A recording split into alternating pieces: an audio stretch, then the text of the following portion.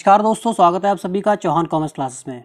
दोस्तों आज मैं आपको एक नेशनल इनकम का एक टॉपिक कराने वाला हूं, बहुत ही इंपॉर्टेंट है, जिसके अंदर हम नॉमिनल जीडीपी और रियल जीडीपी के बारे में जानेंगे कि नॉमिनल जीडीपी क्या होती है और रियल जीडीपी क्या होती है। इसका एक नंबर में प्रैक्टिकल क्वेश्चन पूछ लेते हैं और नॉमिनल जीडीपी रियल जीडीपी क्या है इसके बारे में भी पूछ सकते हैं और ये इसमें 3 नंबर का क्वेश्चन बन सकता है। प्रैक्टिकल तो क्वेश्चन नॉर्मली 1 नंबर का ही बनेगा क्योंकि एक सिंपल एक फॉर्मूला लगाना होता है आपको। तो चलिए बात करते हैं कि क्या होती है नॉमिनल जीडीपी और रियल जीडीपी। देखिए जीडीपी 2 टाइप से निकाली जाती है, एक होती है नॉमिनल और एक होती है रियल। नॉमिनल जीडीपी वो जीडीपी होती है जो करंट ईयर के प्राइस से कैलकुलेट की जाती है। जैसे एक देश के अंदर की इकोनॉमी में एक साल में जितना भी गुड्स एंड सर्विसेज प्रोड्यूस हुआ है उन सभी गुड्स एंड सर्विसेज की जो करंट मार्केट वैल्यू होती है उसे हम नॉमिनल जीडीपी बोलते हैं, जिसे हम जीडीपी एट करंट प्राइस भी बोलते हैं। मान लीजिए जैसे एग्जांपल में मैंने लिया है 2022 ये चल रहा है, 2022 में हमारे देश में टोटल 1 लाख यूनिट्स प्रोड्यूस हुई हैं, गुड्स एंड सर्विसेज की 1 लाख यूनिट्स प्रोड्यूस हुई हैं और 2022 में पर यूनिट जो मार्केट प्राइस चल रहा है वो 10 रुपये पर यूनिट चल रहा है। तो मैंने करंट ईयर के प्रोडक्शन को करंट ईयर के प्राइस से मल्टीप्लाई जब किया तो ये 10 लाख रुपए आया। इसका मतलब कि ये 10 लाख रुपए क्या है, आपकी नॉमिनल जीडीपी है। यानी करंट ईयर के प्रोडक्शन को जब मैं करंट ईयर के प्राइस से मल्टीप्लाई करूंगा तो वो नॉमिनल जीडीपी आपका निकल के आता है। ठीक है, तो नॉमिनल जीडीपी की डेफिनेशन क्या है, आपको किस तरीके से लिखनी है। वैसे सिंपल भाषा में तो बोलेंगे कि GDP at current price nominal GDP होती है। वैसे अगर आप एक प्रॉपर टेक्निकल लैंग्वेज में लिखना चाहते हैं तो ये आप लिख सकते हैं, nominal GDP is the market value of goods and services produced within the domestic territory of a country during an accounting year as estimated. तो ये टेक्निकल लैंग्वेज है, आप इसे लिख सकते हैं 1 नंबर में। अगर शॉर्ट फॉर्म की बात करें तो हम कह सकते हैं कि जीडीपी एट करंट प्राइस आपकी नॉमिनल जीडीपी होती है। तो अब हम बात करते हैं रियल जीडीपी के बारे में। रियल जीडीपी क्या होती है? देखिए रियल जीडीपी क्या होती है, रियल जीडीपी को हम जीडीपी एट कांस्टेंट प्राइस भी कहते हैं या फिर GDP at base year price भी कहते हैं। मतलब कि करंट ईयर के प्रोडक्शन को हम मल्टीप्लाई करते हैं किसी और ईयर के प्राइस से। मतलब हमने कोई एक बेस ईयर मान लिया है कि जैसे मान लो 2010 हमने एक बेस ईयर माना है, उस 2010 में जो भी उस प्रोडक्शन का जो भी प्राइस होगा, जो प्रोडक्ट का जो भी प्राइस होगा, उस प्राइस से हम करंट ईयर के प्रोडक्शन को जब हम मल्टीप्लाई करेंगे तो हमारा वो जीडीपी जो निकल के आता है वो जीडीपी एट कांस्टेंट प्राइस यानी कि जीडीपी रियल जीडीपी निकल के आती है। जैसे एग्जांपल में मैंने लिया है कि 2022 में 1 लाख यूनिट प्रोड्यूस हुई हैं हमारे देश के अंदर किसी गुड्स की, और 2023 में मान लो, पहले चलिए 2022 का एग्जांपल लेते हैं। 2022 में 1 लाख यूनिट प्रोड्यूस हुई हैं, करंट ईयर में उसका प्राइस 10 रुपये पर यूनिट चल रहा है, लेकिन 2010 को हम बेस ईयर मान रहे हैं। यानी कि जब भी हम कोई जीडीपी कैलकुलेट कर रहे हैं वो 2010 के प्राइस से कैलकुलेट कर रहे हैं। मतलब जो भी ईयर का प्रोडक्शन होगा उस ईयर के प्रोडक्शन को 2010 के प्राइस से जब हम कैलकुलेट करेंगे तो यानी कि हमने 2010 को एक बेस ईयर मान लिया है। तो यानी प्राइस से जब भी हम मल्टीप्लाई करेंगे वो 2010 के प्राइस से करेंगे। तो ऐसे जीडीपी को रियल जीडीपी बोलते हैं। तो जैसे 2022 में 1 लाख यूनिट प्रोड्यूस हुई हैं, 2022 में तो उसका प्राइस 10 रुपये पर यूनिट है, लेकिन 2010 में उसका प्राइस कितना है, 8 रुपये पर यूनिट। तो जब 1 लाख को 8 से मल्टीप्लाई करेंगे तो ये 8 लाख रुपए आएगी वैल्यू। जो वैल्यू 8 लाख रुपए आई, इसको बोल दिया हमने रियल जीडीपी, क्योंकि हमने एक बेस ईयर के प्राइस से मल्टीप्लाई किया है।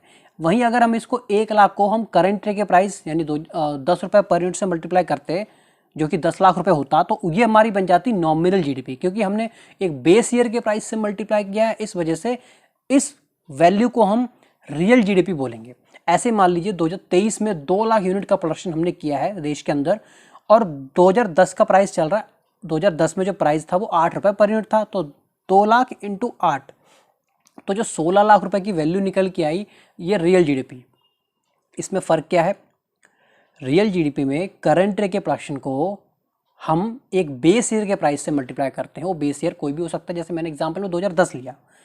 नॉमिनल जीडीपी में क्या होता है, करंट ईयर के प्रोडक्शन को करंट ईयर के ही प्राइस से मल्टीप्लाई किया जाता है। दोनों में ये डिफरेंस है। इसलिए नॉमिनल जीडीपी को GDP at current price, real GDP को जीडीपी एट कांस्टेंट प्राइस।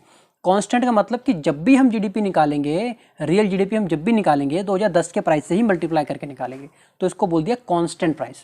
2010 का प्राइस हमारा क्या है, कांस्टेंट है, हर बार 2010 के प्राइस से ही हम जीडीपी कैलकुलेट करेंगे, तो वो हो जाती है हमारी रियल जीडीपी, ठीक है, या फिर GDP at base year price, ठीक है, हमने कि एक बेस ईयर ले लिया, उसके प्राइस से मल्टीप्लाई कर रहे हैं, ठीक है। तो ये रियल जीडीपी होती है। इसका अगर टेक्निकल डेफिनेशन अगर हम देखें तो आप ऐसे लिख सकते हैं, real GDP is the market value of goods and services produce within the domestic territory of a country during an accounting year as estimated using base year price. हम एक बेस ईयर के price को लेके हम calculate करते हैं, ठीक है। अब इसमें एक और छोटा सा टॉपिक है कि हम रियल जीडीपी को नॉमिनल जीडीपी में कन्वर्ट कर सकते हैं और नॉमिनल जीडीपी को रियल जीडीपी में भी कन्वर्ट कर सकते हैं। तो ये देखिए, conversion of nominal GDP to real GDP, ये एक छोटा सा फॉर्मूला है कि हमें नॉमिनल जीडीपी को रियल जीडीपी में या फिर रियल जीडीपी को नॉमिनल जीडीपी में कन्वर्ट कर सकते हैं। तो nominal GDP divide by price index into 100 is equals to real GDP, ठीक है। तो अगर आपको यहाँ से रियल जीडीपी गिवन है, सॉरी नॉमिनल जीडीपी गिवन है, प्राइस इंडेक्स अगर गिवन है तो आप रियल जीडीपी निकाल सकते हो। अगर आपको रियल जीडीपी गिवन है, प्राइस इंडेक्स भी गिवन है, तो आप यहाँ से नॉमिनल जीडीपी निकाल सकते हो, मतलब नॉमिनल और रियल दोनों यहाँ से कैलकुलेट कर सकते हो। आपको प्राइस इंडेक्स भी गिवन होना चाहिए।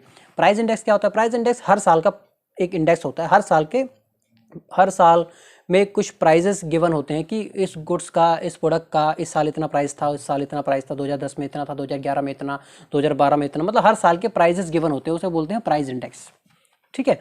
तो ये फॉर्मूला होता है कन्वर्ट करने का, रियल जीडीपी को नॉमिनल जीडीपी में या फिर नॉमिनल को रियल जीडीपी में।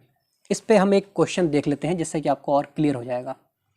देखिए ये क्वेश्चन है, इसके अंदर रियल जीडीपी भी गिवन है, आपका प्राइस इंडेक्स भी गिवन है, तो हमें नॉमिनल जीडीपी निकालना है। बहुत सिंपल है, 1 नंबर का क्वेश्चन है। पहले हम लिख लेते हैं फॉर्मूला क्या है? Nominal GDP divide by price index. Price index क्या बताया? हर साल के प्राइजेस क्या होते हैं? प्राइस इंडेक्स होते हैं, इक्वल्स टू रियल जीडीपी, ठीक है। इस क्वेश्चन के अंदर, फर्स्ट क्वेश्चन के अंदर आपको रियल जीडीपी 200 गिवन है, तो मैंने यहाँ पे रियल जीडीपी लिख दिया 200। प्राइस इंडेक्स आपको 110 गिवन है, बेस जो 100 गिवन है वो बेस को इग्नोर करो, क्योंकि जब प्राइस इंडेक्स की जो शुरुआत हुई वो 100 से ही स्टार्ट हुई है, ठीक है। तो प्राइस इंडेक्स की जो एक्चुअल वैल्यू वो 110 है। बेस का मतलब है कि जब प्राइस इंडेक्स बने थे तो बेस उसका 100 से स्टार्ट हुआ था। तो प्राइस इंडेक्स आपको 110 गिवन है, तो यहाँ पे प्राइस इंडेक्स मैंने 110 लिख दिया, यहाँ पे 100 तो था ही, और नॉमिनल जीडीपी। तो अब तो देखो ये 2 जीरो से मैंने ये 2 जीरो काट दिया, ठीक है। इसको मल्टीप्लाई कर दूंगा मैं इससे, तो नॉमिनल जीडीपी कितना आ जाएगा? इतना तो आपको मैथ अब आता ही होगा। नॉमिनल जीडीपी आपका जो होगा 220, ये आपका क्या है? नॉमिनल जीडीपी, ठीक है। सारे क्वेश्चन ऐसे ही, आपको नॉमिनल जीडीपी गिवन है, रियल जीडीपी निकालना है, आपको रियल जीडीपी गिवन है, बस आपको क्या करना है? इस फॉर्मूले में पुट करना है। बहुत सिंपल है, आसानी से आप कर लोगे। 1 नंबर का क्वेश्चन आता है, बहुत आसान है। तो उम्मीद करता हूँ ये टॉपिक आपको समझ आया होगा। अगली वीडियो में एक और टॉपिक आपको समझाऊंगा इम्पॉर्टेंट। तो मिलेंगे आपसे अगली वीडियो में, तब तक के लिए थैंक यू। जय हिंद, जय भारत।